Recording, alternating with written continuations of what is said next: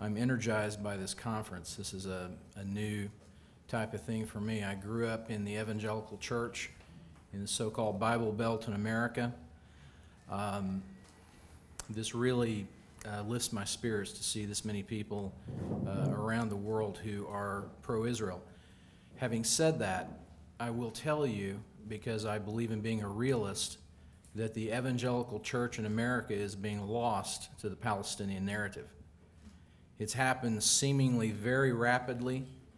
I've watched it myself in my own faith community. I began really in earnest studying this 2 or 3 years ago. I always like to know why things are the way they are, and I believe that liberal theology really incubated in American seminaries for 100 years. And liberal theology was marginalized in terms of numbers and visibility, but not in terms of influence.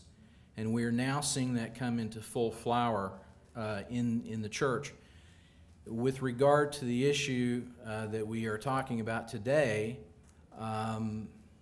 the Palestinians have targeted key evangelical leadership, who in turn are targeting the so-called millennial buster generations, the 18 to 35-year-olds.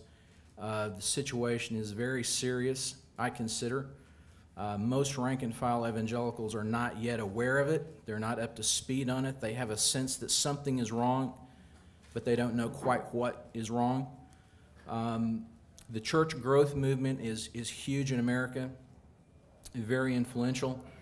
30 years ago, when Rick Warren got his PhD from Fuller Seminary, there were 100 mega churches in the United States, a congregation of 2,000 or more. Today there are 5,000.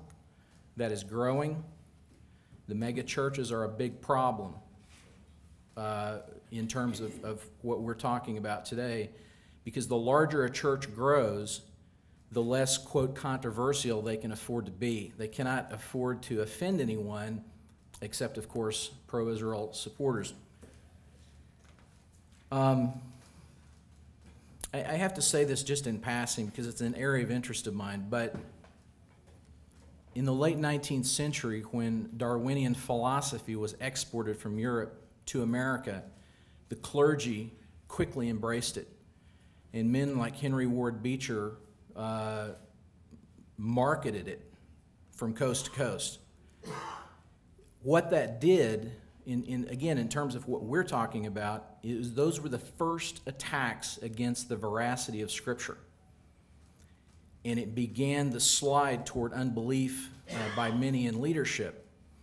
And so today what we have I'm not talking about the mainline churches. I'm talking about the evangelical church, the grassroots church, the leadership, pastors, ministry leaders. You have essentially the theology of Harry Emerson Fosdick in new clothes.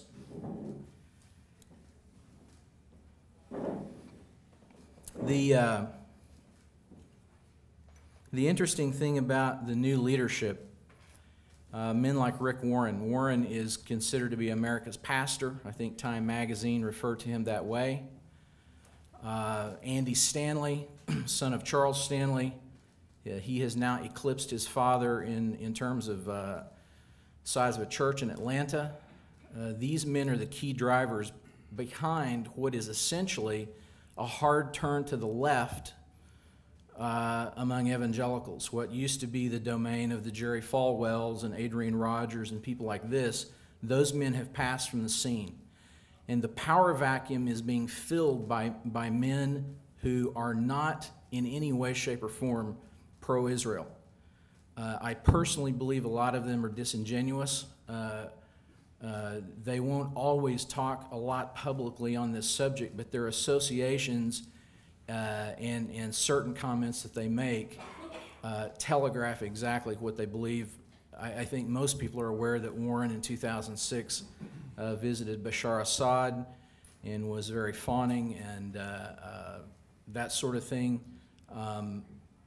He has an affinity for Muslim groups, bringing together Jews and Christians for, or Muslims and Christians for dialogue. Andy Stanley would not be a person who would really talk publicly about Israel. That's not really what he does, but I attended a leadership conference 2 months ago in which he spoke to 2,000 pastors, and he made a very interesting statement. He said, people who come to our church aren't interested in whether it's true, they're interested in whether it works. So hyper-pragmatism is the order of the day in the American Evangelical Church. The goal is to build a bigger church. Biblical principles, principles of standing with a strong ally are now largely gone. These men in turn are directly mentoring the rising new leadership stars. Cameron Strang is a rising media mogul. He's 35, publisher of a relevant magazine.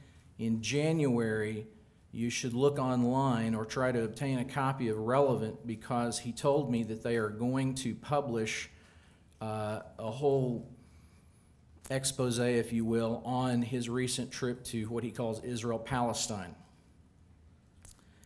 I have had some engagement with some of these people directly, and I can tell you that they do not want to elaborate publicly on what they're doing. They will stonewall when you ask them for an interview, and yet they're very coordinated, very networked, and they're very smart about what they're doing. There's been a lot of talk about the film With God on Our Side. There's another film called Little Town of Bethlehem. It is produced by EGM Films, headquartered in my hometown of Oklahoma City, heart of evangelical world. The financial backer of EGM Films is Mark Green, the heir to the Hobby Lobby and Mardell Christian bookstore fortune. In part, he is using his fortune to mount an anti-Israel campaign. The film Little Town of Bethlehem is simply, in my view, Palestinian propaganda. There is also a very concerted effort by men like Brian McLaren, who know very well that they are not evangelicals, but they co-opt the name in order to get into the evangelical churches. Brian McLaren is now targeting my own denomination, Southern Baptists, for rapprochement on all sorts of issues. He is targeting Pentecostals and Charismatics. This is unprecedented for a person from the hard left theologically to align himself with conservatives. They're doing it in part to undermine Israel. Hank Hanegraaff, host of the popular Bible Answer Man on Bot Radio, heard Coast to Coast Daily, very anti-Israel.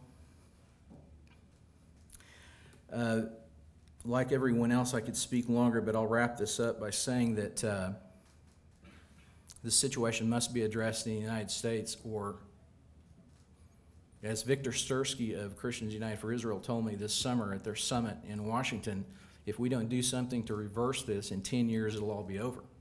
I agree with him, except that I think the timeline is crunched. I don't think we have that much time. We talked about some things that we can do strategy-wise. I had a few listed, but one that I want to mention, and then I'll stop. I believe very strongly in pushback. I call it pushback. The people that I've mentioned, that I've talked to directly, I've appealed to them, let me write about what you're saying. They don't like that. They don't like it because they do not have the facts on their side, and they know that. They're relying with young people on narrative, human interest, appeal to the heart. Facts don't matter to them. But I think it's an interesting point that we need to challenge them, because I'm telling you from personal experience that if you challenge them, they will be exposed. Thank you very much.